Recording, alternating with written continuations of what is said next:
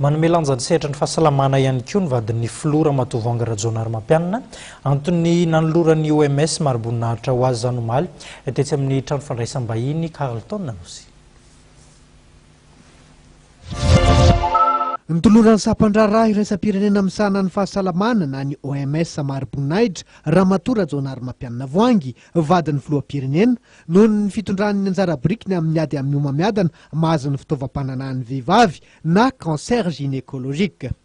Nandritra ny fiaraha-misakafo narahina ady-hevitra momba ny homamiadana izay nitotsaina teny amin'ny hôtel Carlton Etsenosy omaly alina no nitaterana ny lanonana mifandraika amin'izany.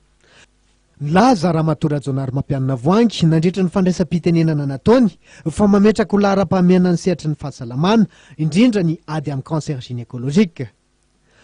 Amin'ny maharen'ny malagasy azy tokoa dia niraisy no adidy sy andraikitra izany ka tafiditra ao anatin'ny paikady izay sahaniny ny fisorohana sy ny fitsaboana ary ny fanetsehana ny enti-manana rehetra ahafahana manasitrana ireo marary.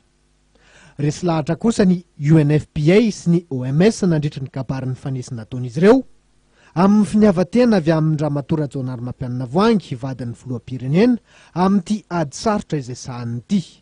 Nilaza kosa nefa ireo mpamatsy vola sy mpiara-piombonantoka fa dia vonona ny anohana ny ezaka rehetra amin'ny ady amin'ny cancer gynécologique.